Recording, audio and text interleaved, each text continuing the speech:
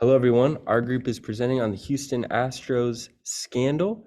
We have JT, Christian, Nasser, Robert, Anthony, Zach, Julio, and Reed. The Houston Astros organization operates as a limited liability company with management overseen by executives, including a general manager, president, and other senior leaders.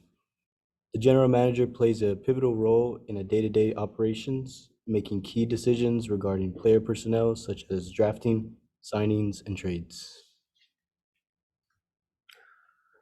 So on the right here, you're going to see the code of conduct for the MLB, and on the left, you're going to see the Houston Astros Articles of Incorporation. So a little bit of history and factual background for the Houston Astros. They were established back in 1962 as the Houston Colt 45s, and then 3 years later in 1965, their name was changed to the Houston Astros based off of the stadium that they moved to, the Astrodome. They've completed 61 seasons in the Major League Baseball, and they have won 2 world titles, one in 2017 and in 2022. In 2017, they had sparked controversy when they had been accused of cheating, and they were fined roughly $5 million, which is the MLB maximum, and were forced to relinquish their first and second draft picks in 2020 and 2021. The Houston Astros sign stealing scandal consisted of a scheme that involved placing a camera in the center field of the opposing catcher's sign to film the opposing catcher's signs to their pitcher. The live footage was then sent out to the monitor near the Astros dugout. Players and coaches would then decode the signs to anticipate what pitch would be thrown next, giving the Astros batter an unfair advantage at the plate since they were tipped off about what the pitcher was throwing. In addition to the camera system, the Astros also used the infamous trash can banging technique.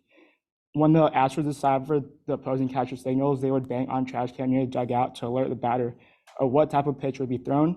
For example, one bang might signal an off-speed pitch, while no bang would signify a fastball. This gave the Astros batter a split-second advantage in playing their swings. And from a legal perspective, this act violates the MLB rules and regulations that govern fair play and sportsmanship. Any unregulated electric devices and technology that give teams a competitive edge against opponents breaches guidelines set by the MLB. In addition, this type of scandal may spark lawsuits from fans, sponsors, and rival teams. These lawsuits can bring in various allegations such as fraud and tortious interference with contractual ties, in which plaintiffs may seek damages for financial losses or reputational damages caused by cheating. Ethically, the scandal raises question about integrity and fair play in sports. Qualities such as honesty, respect, and sportsmanship, which are all pillars in organized sports, are undermined by sign stealing. Spectators, players, and stakeholders who expect fair play in the field also lose the trust and credibility they once held for a sport. Furthermore, this situation hurts competing teams that are oblivious to legal measures being used against them. And here is a broadcast by ABC News in Houston that gives a timeline of the scandal.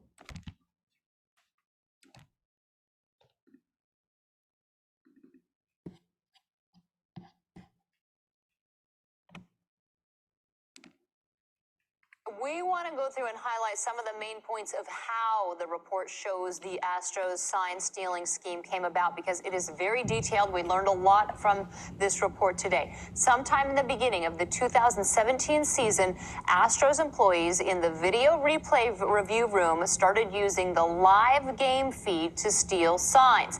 Alex Cora, the Astros bench coach at the time, then began to call the replay review room from a dugout phone to get information on the catcher's signals. Now, about 2 months into the 2017 season, Carlos Beltran and other players discussed that the team could improve decoding opposing team signs and communicating those signs to the batter.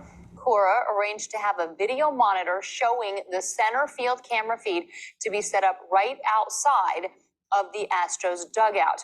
Players then watched that feed, decoded the catcher signs, and then you've probably heard about the banging on a nearby trash can with a baseball bat to communicate the pitch to the batter. This lasted into the Astros' 2017 postseason run. One key note from this report, witnesses consistently described this new trash can banging scheme as being player-driven. It did not involve any off-the-field personnel. The team's replay review room staff continued to decode signs using the live center field camera feed for part of the 2018 season as well. However, the report shows no attempt by the Astros to use electronic equipment to seal signs into the 2018 postseason. So some of those, the details that we are getting now today, Chauncey. Alona, thanks, Big.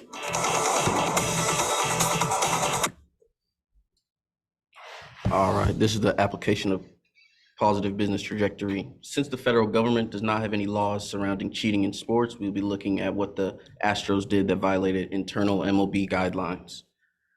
The picture up top is from the MLB Code of Conduct, which says you must act in accordance with honor on the league. And yeah, that reflects positively on the league. The second one is from the Major League Baseball regulation. This prohibits all uniformed personnel, clubhouse staff, and equipment staff from using or possessing telephones or similar electronic devices, including any type of walkie-talkies, mobile phones, smartwatches, any various devices in or near the dugout. This is illegal because any attempt to decode signs using the replay review, which is what the Astros were using, is prohibited. Most of the players from the 2017 team either received information from the banging scheme or participated in the scheme by helping to decode signs or bang on the trash can. Many of the players who were interviewed admitted that they knew the scheme was wrong because it crossed the line from what the players believed was fair competition or violated MLB rules. Players stated that if their manager, their general manager, AJ Hinch, told them to stop engaging in the conduct, they would have immediately stopped. And this was all brought about by Mike Fires. He's the person in the photo, and he was the first whistleblower who exposed the sign stealing scheme. All right, now we want to dive a little bit more into a positive business trajectory. And now if you look at the picture on the right here, our Astros baseball represents where we believe in positive business trajectory this action to cheat falls within the Barron trajectory. And here's why. We want to show that using PPR. And we want to use two different parts to test this action that was made. The first one is we want to ask, who will be impacted by this action? This cheating with the banging on the trash cans? Well, MLB fans who want a fair game, the Astros organization, in a large part because of the fines that they had to pay, opposing teams who are now disadvantaged when they would go against the Astros while they were using this cheating technique, and just the MLB as a whole, as an organization, because of how it might weaken the trust that fans have when they watch games. Now, what cultural issues will this impact have? Well, cheating is not accepted within sports culture. There's not anyone who's going to say that cheating is something that's appreciated in the culture of competitive sports, especially on the professional level. Now, what environmental issues will the action impact? Exploring that, there was no real effects to the environment that we found. So that concludes part one, our zones of impact. All right, so for part two, implied duty of integrity, well, the question is, will the action breach the implied duty of integrity? Well, yes, this violates the Astros' implied duty of integrity, as this is dishonest and unfair. And as you can see with the baseball being on the side, it is a barren trajectory, as they have 3 out of the 4 parts of PPR. And so it's confirmed that it is a barren trajectory. So for just a follow-up as to what actually happened, when the Astros were caught in their cheating scandal, they suffered draft pick losses and they were given the max fine that the MLB is allowed to give. For their civil liability, many fans filed lawsuits against the Astros because they felt scammed out of merchandise, and obviously they bought tickets to the game just for the opposite team to cheat.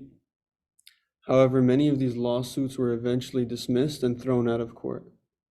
For the specific consequences the Astros faced, they were fined $5 million, and they were forced to give up their first and second round draft pick in 2020 and 2021. The commissioner of the MLB gave the general manager of the Astros a suspension for the 2020 season and threatened him to put him on the permanently ineligible list if he violated any more rules. AJ Hinch, who was another manager of the Astros, was given a suspension identical to Jeff Luhnow, and if he violated any more rules in the future, he would also be permanently ineligible. That concludes our presentation about the Astros scandal. Thank you so much.